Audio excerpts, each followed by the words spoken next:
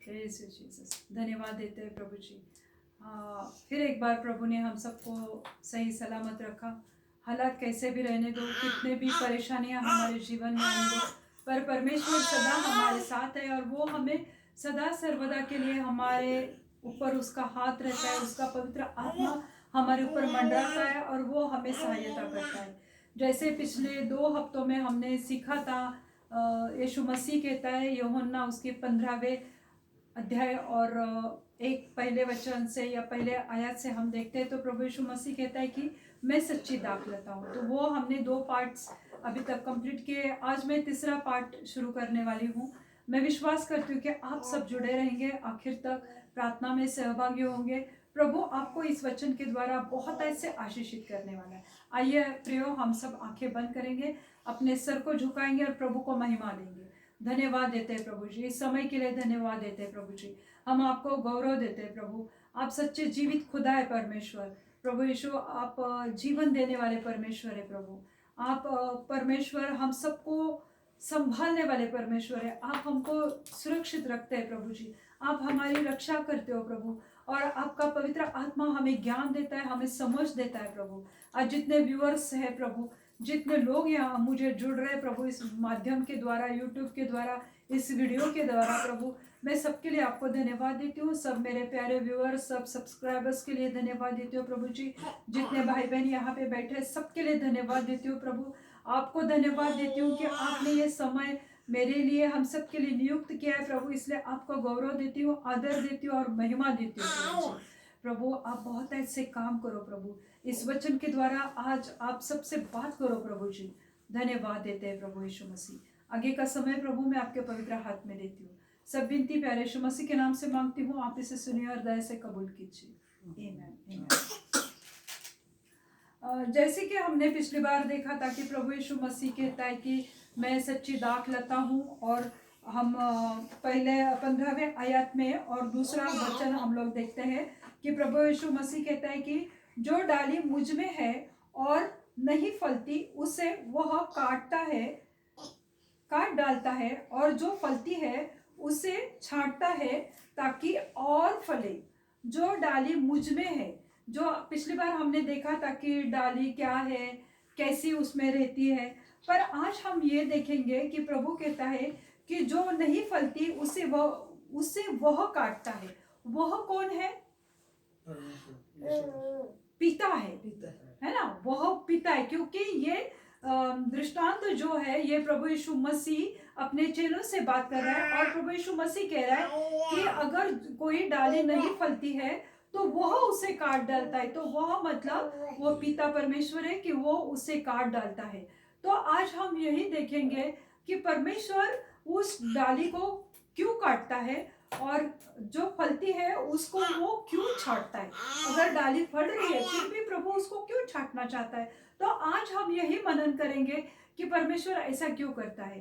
तो जो डाली दाखलता में, प्रभु का चौथे आयत में प्रभु का वचन कहता है, 15 यूहन्ना 15 और चौथे आयत में प्रभु का वचन कहता है कि मैं सच्ची दाखलता हूँ और तुम डालियां हो, तुम शाखा हो। हम जो सब है वो हम उसकी डालियां हैं, हम उसकी शाखाएं हैं, और वो सच्ची दाखलता है। तो प्रभु यीशु मसीह कहता है कि अपने चेलों को वो बता रहा है कि जो डाली फलती है उसे वो छांटता है ताकि वो और फल दे। अभी मेरे प्रियो, पिता या यीशु मसीह, ऐसे मसीह और परमेश्वर पिता यीशु मसीह हमें और मौका देता है। हम अभी देखेंगे छांटना क्या है, क्योंकि प्रभु यीशु मसीह हमें मौका देता है। प्रभु यीशु मसीह हमें अवसर देता है कि हम उसमें बढ़े। अगर हम कुछ गलती करते हैं, अगर हम कुछ पाप कर रहे हैं, अगर प्रभु के नजर में कुछ ऐसी चीजें हैं कि जो हम कर रहे हैं, और इसलिए प्रभु हमें छांटता है उस शाखाओं को। छांटना का मतलब ये भी है कि जो बहुत ज्यादा एक्स्ट्रा ग्रोथ हुई है, एक आधा पेड़ समझो, उसकी शाखा बहुत बढ़ जाती है, एक्स्ट्रा ग्रोथ होती है, तो उसको छांटना पड़ता है। तो प्रभु यीशु मसीह कहता है कि मैं छांटना मतलब एक्स्ट्रा डालियों को, एक्स्ट्रा शाखाओं को छाटने का मतलब है ट्रिम करना, थोड़ा सा उसको कम करना, मतलब वो पेड़ से उसको पूरी तरह से अलग नहीं करना, तो ऊपर ऊपर से उसको छाटना, इसका मतलब है छाटना या ट्रिम करना।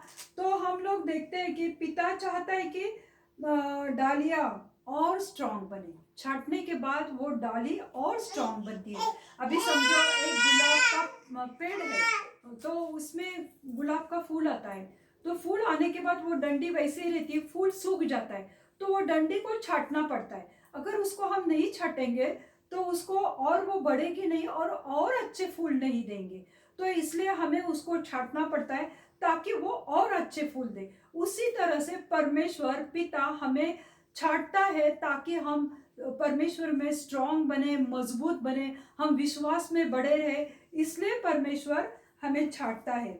अभी छाटने का मतलब है, जैसे मैंने बताया कि ट्रिम करना। अभी किस किस चीज में प्रभु हमें छाटना चाहता है? एक तो है माइंड में, जो हमारा मन है, जो हमारी विचारधारणा है, तो उसमें बहुत सारी नेगेटिव बातें हैं।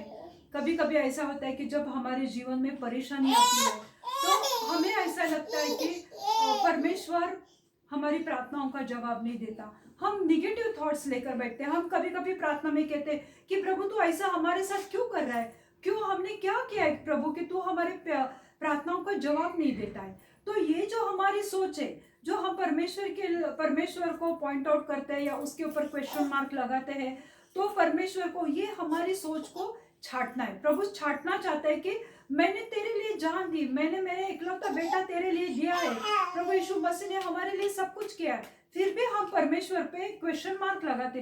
तो ये जो हमारी सोच है, ये जो हमारा माइंड है, उसको परमेश्वर छाटना चाहता है। दूसरी बात है फैमिली में हम देखते हैं कि बहुत सारी समस्याएं रहती है, पति पत्नी में अनबन रहती है, दोनों में झगड़े फसाद, बच्चों में अनबन, तो वो लोग इकट्ठा नहीं हो पाते या फैमिली से एक दूसरे से खुश नहीं है।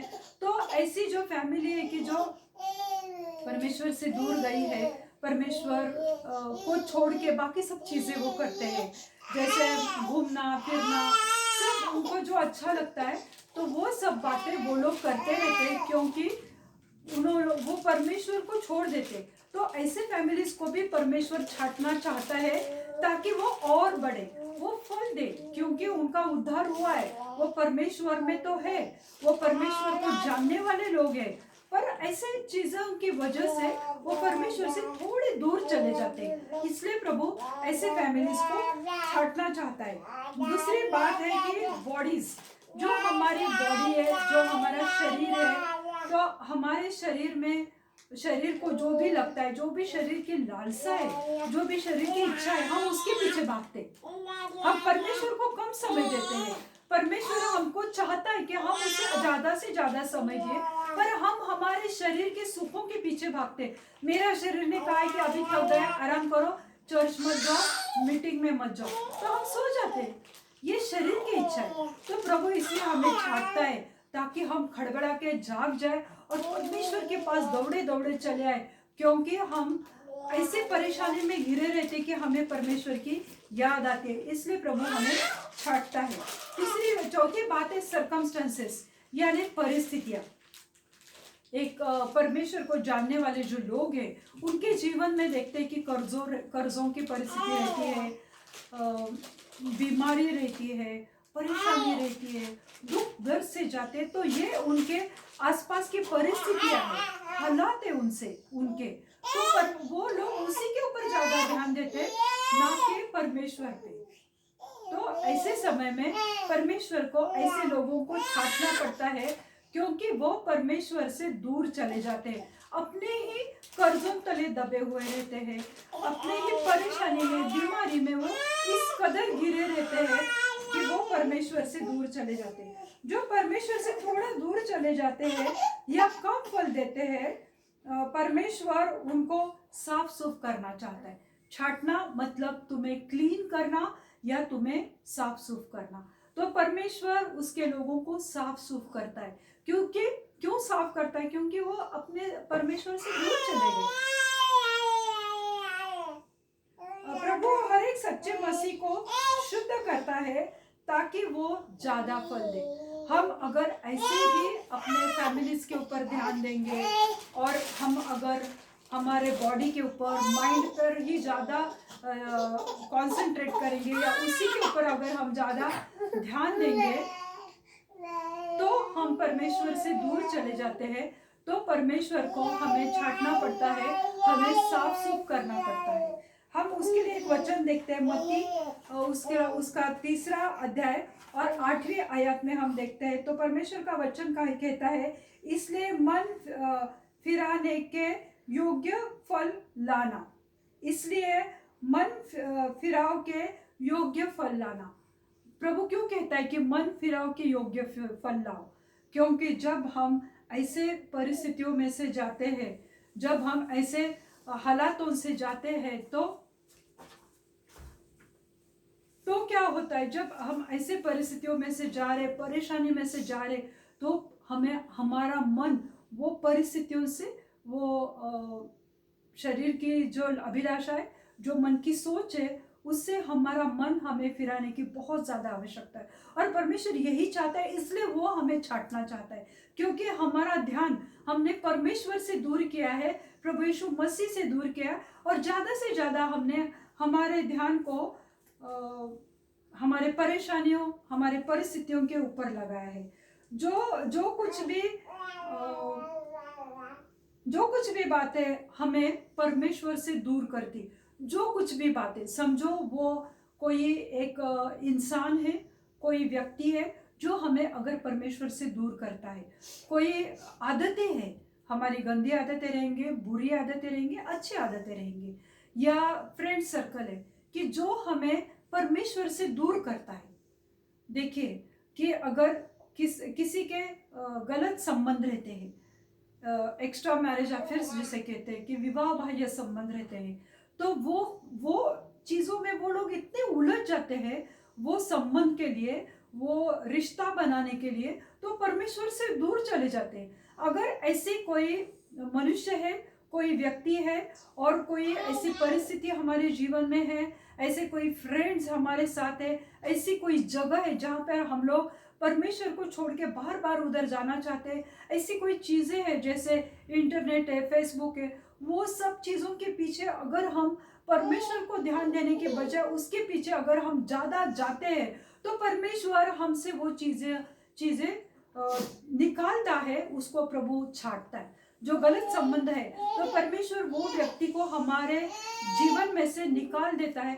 जब वो व्यक्ति हमारे जीवन में से चली जाती है या चला जाता है, तो जीवन में एक खालीपन आता है, एक निराशा आती है, दुख दर्द आता है। तो ऐसे समय में हम परमेश्वर को याद करते हैं।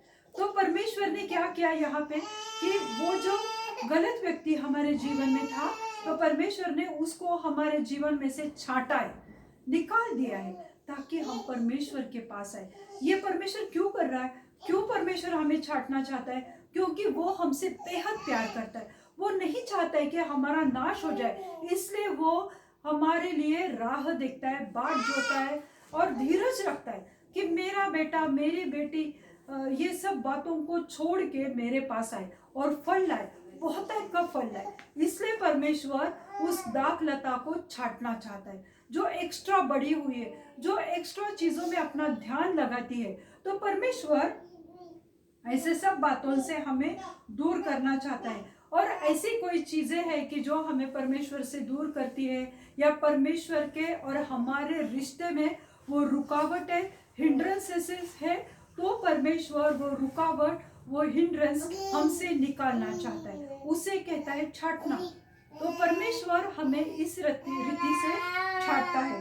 तो प्रभु हमें उन चीजों से छांटने लगता है। तो जब परमेश्वर हमें छांटता है, इसका मतलब, और एक मतलब है कि प्रभु जब हमें छांटता है तो वो हमें डिसिप्लिन करता है। डिसिप्लिन करता है मतलब वो हमें शिस्त लगाना चाहता है, कि जो हम भटक जाते हैं, हम जैसे कि दाखलता, प्रभु कहता है कि मैं सच्ची दाखलता हूँ।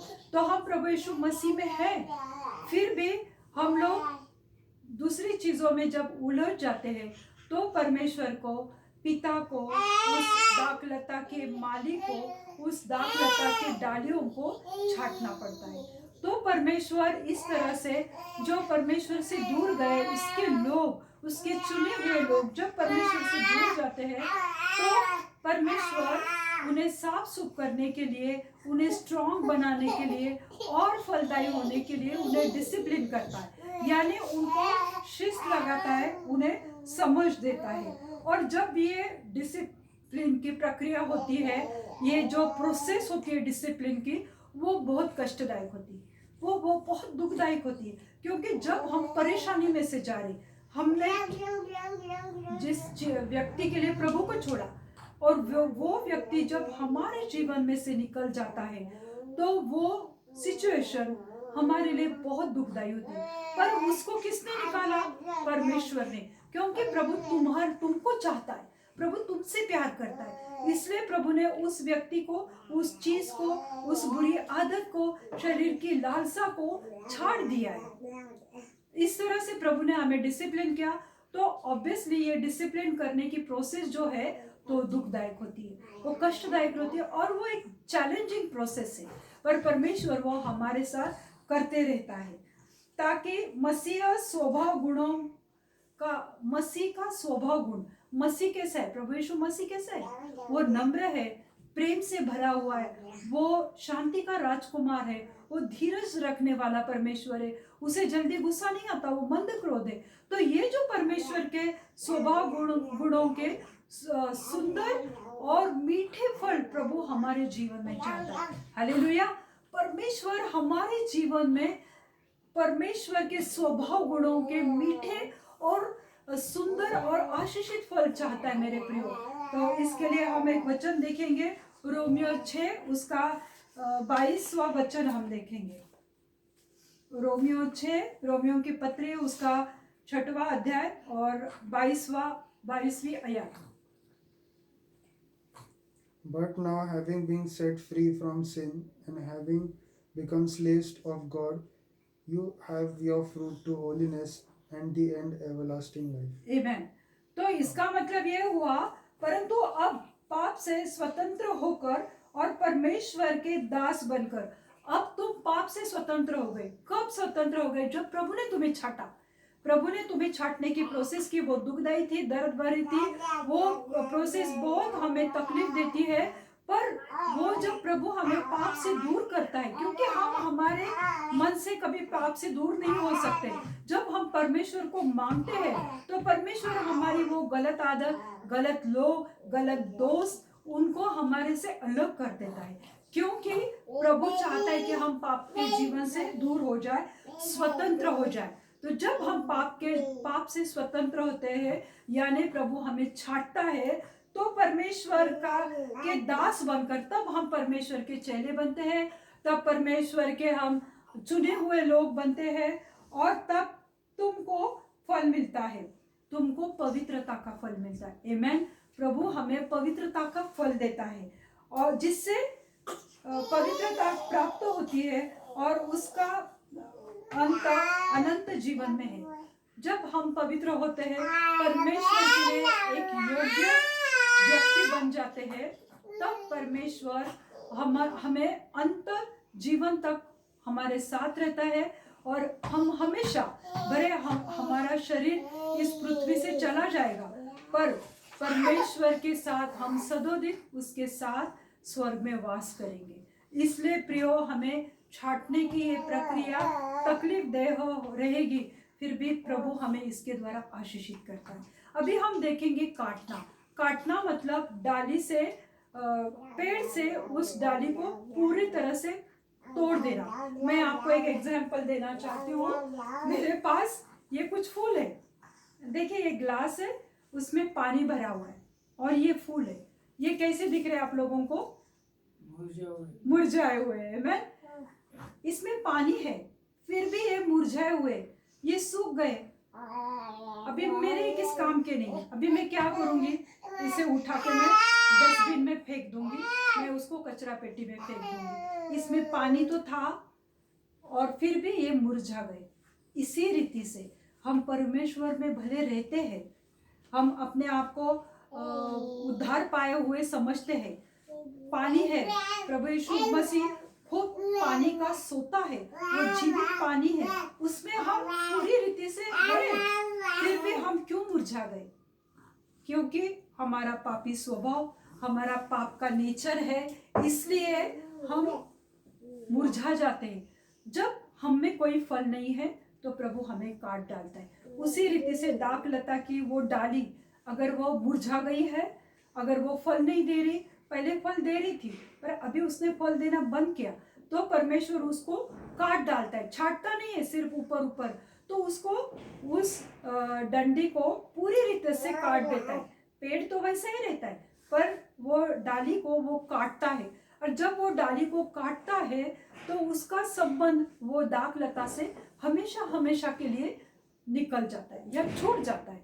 उसी रीति से हम हमारे पापी स्वभाव से तौबा नहीं करते, हम हमारे पापी जीवन से तौबा नहीं करते हैं, तो परमेश्वर हमें हमेशा हमेशा के लिए काट डालेगा। मतलब हमारा इस पृथ्वी से नाता टूट जाएगा। हमारा और प्रभु यीशु मसीह की जो सहभागिता है, जो मेल मिलाप है, वो हमेशा हमेशा के लिए खत्म हो जाएगा। तो इसका मतलब ये है कि हम हमेशा हमेशा के लिए क्या होंगे?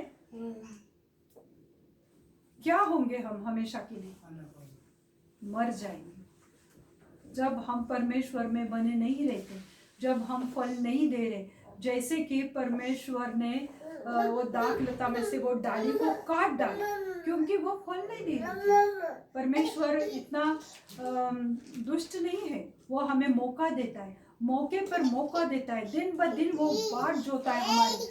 पर हम अगर उद्धार पाकर भी उसमें नहीं बने रहते, अभी कभी कभी उसके लोग कैसे रहते हैं कि आज उन्होंने प्रार्थना किया तो वो प्रभु में बने हैं, वही वो 8 दिन बाद प्रार्थना करते हैं, तो उनका जीवन कभी अच्छा रहता है परमेश्वर के साथ, कभी कम रहता है, कभी उनका परमेश्वर से रिश्ता बढ़ता है, कभी कम होते रहता है। पर एक समय ऐसा होता है कि कम होते होते होते उनका रिश्ता परमेश्वर से हमेशा के लिए छूट जाता है। वो हमेशा के लिए प्रभु से, प्रभु यीशु मसीह से वो लोग अलग हो जाते हैं।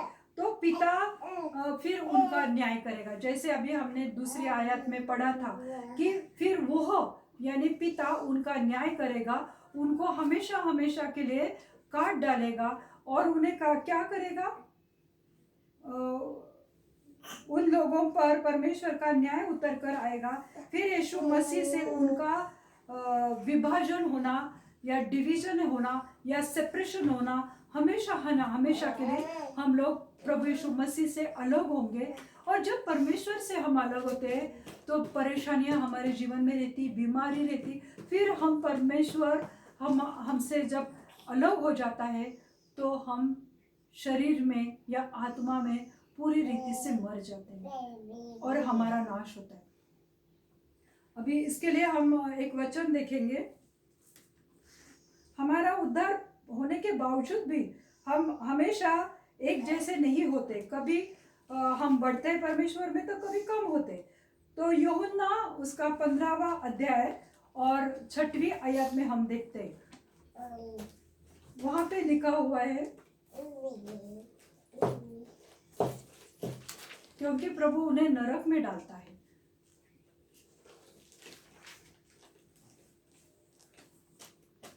If anyone does not abide in me, he is cast out as a branch and is withered, and they gather him and throw him into the fire, and they are burned.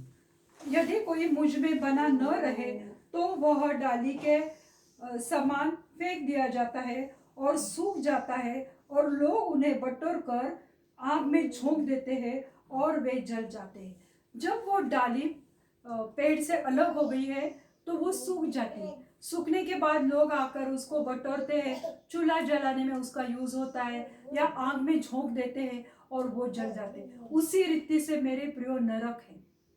परमेश्वर फिर हम अगर प्रभु हमें मौका दे रहा है, मेरे प्रियो समय बहुत बुरा चल रहा है, प्रभु का आना कभी भी है, हमें नहीं पता कि आज रात को भी प्रभु आ सकता है। हम लोग ये बातें बहुत सालों से सुनते आ रहे हैं, इसलिए हमें विश्वास नहीं होता है लोगों को, और वो दिन अपने बर्बाद करते जा रहे हैं। पर मेरे प्रियो आज जाग जाओ, मेरे प्रियो मन फिराओ, अपने गलत बातों से, गलत रिश्तों से, गलत लोगों से, गलत फ्रेंड्स से, और परमेश्वर के पास आओ, क्योंकि हम उसमें रहकर भी उसमें बने नहीं रहेंगे तो प्रभु हमें हमेशा के लिए काट डालेगा और पिता हमारा न्याय करेगा और हमें नरक में फेंका जाएगा। नरक कैसा है मेरे प्रियो? जहाँ पे आग की भट्टी है, आग में लोग झुलसते रहते, वहाँ वो पानी के एक बूंद के लिए तरसते, पर उन्हें वो नसीब नहीं होता है। तो मेरे प्रियो, वहाँ पर जानना मतलब बहुत बुरा है हमारे लिए। तो आज ही सोचने का समय। इसके लिए हम एक आखिरी वचन देखेंगे, मत्ती का 25वां अध्याय और 35वीं आयत में हम देखते हैं। मत्ती 25 verse 30।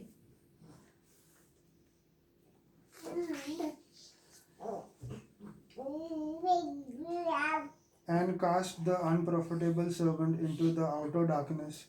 There will be weeping and gnashing of teeth. अभी जो मैंने नरक बोला वो क्या है?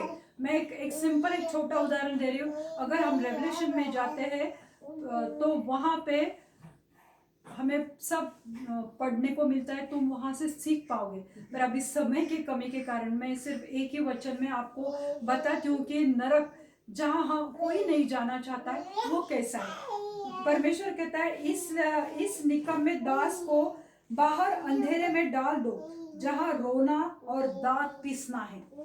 नरक में सिर्फ रोना है, क्योंकि इतनी बड़ी आग रहती है वहाँ पे। हमारा शरीर बार बार जलते रहता है, फिर उसको मांस आता है, फिर गलते रहता है। ये प्रोसेस अनंत समय के लिए है। वहाँ पे एंड नहीं है, वहाँ पे दिन नहीं है, उजाला नहीं है, सिर्फ अंधेरा है, सिर्फ रात ही रात है वहाँ पे। और आग की भट्टियां है और वहाँ पे लोग रोते रहते हैं कि कोई तो आओ, मुझे ये नरक से बचाओ, मुझे यहाँ पे नहीं रहना है। पर प्रभु ने समय दिया था, समय रहते हम सुधर नहीं पाए, समय रहते हम प्रभु को स्वीकार नहीं कर पाए। हमने उद्धार किया सिर्फ शरीर से, पर आत्मा में हम परमेश्वर से नहीं जुड़ पाए। तो ऐसे लोगों को परमेश्वर पृथ्वी से पूरा उनका रिश्ता तोड़ देता है, उन्हें काट डालता है और उनकी सहभागिता परमेश्वर से हमेशा हमेशा के लिए निकल जाती है। मैं विश्वास करती हूँ मेरे प्रियो कि आज तुमने इस वचन के द्वारा बहुत कुछ सीखा होगा। तो मैं चाहती हूँ कि प्रभु हमें छांटे ताकि हम अच्छा फल लाए, मधुर मीठा फल लाए, उसके लिए उपयोगी यूजफुल हम एक वेसल बने। तो मैं ऐसा चाहती हूँ आप सबके लिए। आइए हम दुआ करते हैं। धन्यवाद देते हैं परमेश्वर, इस समय के लिए धन्यवाद देती हूँ प्रभु, इस वचन के लिए प्रभु मैं धन्यवाद देती हूँ प्रभु। आप पवित्र और महान जीवित खुदा है प्रभु। आप प्रभु इस वचन के द्वारा प्रभु आपने हमें सिखाया है कि आप हमें सिर्फ छांटना चाहते हैं प्रभु, हमें काटना नहीं है प्रभु। प्रभु हमारे जीवन को प्रभु आप अच्छी रीति से प्रभु डिसिप्लिन करो प्रभु। आज जो भी लोग हैं परमेश्वर कि वो आपको छोड़ के दूसरी चीज़ों में उन्होंने ज़्यादा अपना मन लगाया प्रभु। उन्होंने प्रभु जी जैसे जिन लोगों को आप छांटते प्रभु जी ताकि वो और फल दें, और जिन लोगों को आप काटते हैं कि उन्होंने आपको छोड़ा है। तो प्रभु ये बहुत बड़ा डिफरेंस है प्रभु। मैं चाहती हूँ कि प्रभु जी आप लोगों पर कृपा करो प्रभु, आप लोगों की सुधि लो प्रभु जी, और उनको ज्ञान दो प्रभु, बुद्धि दो प्रभु, उनको इच्छा दो प्रभु कि वो आपके दाख लता में वो बने रहे, वो आप में बने रहे प्रभु। उनको प्रभु अच्छी रीति से उनको समझने दो प्रभु कि आप उन्हें बहुतायत का जीवन देना चाहते हैं प्रभु। जैसे वचन में कहा गया कि पवित्रता का फल आप देना चाहते हैं प्रभु। आप मन फिराव का फल उनके जीवन में आने दो प्रभु, उनको साफ सुफ करके उनको शुद्ध जीवन दो प्रभु, ताकि वो अनंत समय तक आपके साथ ही बने रहे प्रभु यीशु। मैं प्रार्थना करती हूँ प्रभु, प्रार्थना करती हूँ प्रभु जी कि जो भी लोगों ने वचन सुनाए प्रभु, उनका जीवन पूरी रीति से बदल जाए प्रभु, उन्होंने अपने मन से आपको स्वीकार करने पाए प्रभु। प्रभु प्रार्थना करती हूँ प्रभु कि आप उनके जीवन में शांति सुख आने दो प्रभु, उनके फैमिलीज में प्रभु आपके आशीष आपकी बरकत आने दो प्रभु, उनके फैमिलीज में पति पत्नी में जो भी प्रॉब्लम्स है प्रभु जी आप वो निकाल दो प्रभु जी, उनमें उनकी सोच, उनके विचार एक होने दो प्रभु जी। प्रभु प्रार्थना करती हो प्रभु, जो भी कर्जों से जा रहे, तकलीफों से जा रहे प्रभु, उनके कर्ज की परेशानी को निकाल दो प्रभु। जो भी प्रभु वो लेते हैं प्रभु कर्जा, वो लेने की उनकी इच्छा निकाल दो प्रभु जी। प्रभु प्रार्थना करती हूँ कि कोई बीमार है प्रभु, तो उनके जीवन में आप कार्य करो प्रभु। प्रभु उनको बहुत अच्छे आरोग्य से भरो प्रभु। हर एक पेशेंट प्रभु जो आज बिस्तर पे पड़ा हुआ है प्रभु जी, आप उसको छुओ प्रभु जी। जो भी प्रभु यीशु कैंसर के पेशेंट है, एड्स की ट्यूमर के पेशेंट है प्रभु, उनको चंगाई दो प्रभु। प्रभु प्रार्थना करती हूँ जो भी लाइफ पार्टनर के लिए प्रेयर कर रहे हैं प्रभु, उन्हें अच्छे लाइफ पार्टनर से आशीषित करो प्रभु। आपके पवित्र भंडार से प्रभु उन्हें अच्छे लाइफ पार्टनर से आशीषित करो प्रभु। प्रभु प्रार्थना करती हूँ प्रभु जी, जो भी बच्चों के लिए मांग रहे प्रभु, आज प्रार्थना करती हूँ प्रभु कि उनके बच्चे उन्हें हो जाए प्रभु, उनकी गर्भधारणा हो जाए प्रभु जी। प्रभु प्रार्थना करती हूँ प्रभु कि जो भी परमेश्वर परेशानी है लोगों के जीवन में, डायबिटीज़ की, शुगर की प्रॉब्लम है प्रभु, उनकी शुगर लेवल नॉर्मल करो, बीपी लोगों का नॉर्मल करो, हार्ट पेशेंट को इसी वक्त छुओ प्रभु जी। प्रभु मैं आज प्रार्थना करती हूँ प्रभु, स्पेशली एक बच्चे के लिए प्रभु, जो आज बहुत सीरियस कंडीशन में प्रभु रूबी हॉल में एडमिट है प्रभु जी। उस बच्चे के लिए मैं आपके पास सच्चे दिल से दुआ करती हूँ प्रभु। वो बच्चे का जीवन प्रभु आपके पवित्र हाथ में देती हो प्रभु। वो बच्चा वेंटिलेटर पे है मेरे यीशु मसीह, इसी वक्त प्रभु वो बच्चे को उठाओ प्रभु, उसको जिलाओ प्रभु जी। आपने लाजरस को जिलाया मेरे जीवित खुदा। प्रार्थना करती हूँ उस बच्चे को भी जीवन दो प्रभु। उसकी माँ प्रभु आपके भरोसे बैठी है प्रभु, उसका भरोसा कतई कम ना होने दे मेरे जीवित खुदा।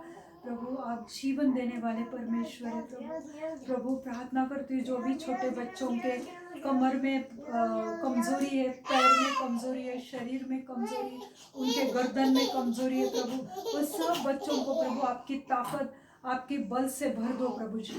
प्रभु मैं प्रार्थना करती हूँ प्रभु जी कि जिन लोगों को भी जॉब नहीं है प्रभु, उनको अच्छे जॉब से आशीषित करो प्रभु। जिनको प्रभु बिजनेस ठप हुए प्रभु, उनके बिजनेस में प्रभु आप नया संजीवन लाओ प्रभु। जो भी प्रभु आप पे विश्वास करते हैं प्रभु, जिन्होंने भी आपके ऊपर भरोसा किया है प्रभु जी, हर एक का जीवन आपकी सुख शांति से भरने दो प्रभु। हर एक को आपकी शांति, दया और कृपा आने दो प्रभु। मैं धन्यवाद देती हूँ प्रभु जी। आगे का समय प्रभु मैं आपके पवित्र हाथ में देती हूँ प्रभु। मैं विश्वास करती हूँ कि आपने इस प्रार्थना को सुना। आगे का समय आपके पवित्र हाथ में देती हूँ। सब विनती प्यारे यीशु मसीह के नाम से मांगती हूँ, आप इसे सुनिए और दया से कबूल कीजिए। आमीन। अगर परमेश्वर ने आपको सही में इस वचन के द्वारा छुआ है, तो आप इस वीडियो को लाइक कर सकते हैं, सब्सक्राइब कर सकते हैं, शेयर कर सकते हैं, ज़्यादा से ज़्यादा लोगों में आप ये वचन बांट सकते हैं। अगर आपकी कोई प्रेयर रिक्वेस्ट है तो आप मुझे यूट्यूब पे कांटेक्ट कर सकते हैं। आपने अपना कीमती समय दिया, इसलिए मैं आपको धन्यवाद देती हूँ। प्रभु यीशु मसीह को धन्यवाद देती हूँ। God bless you. Thank you.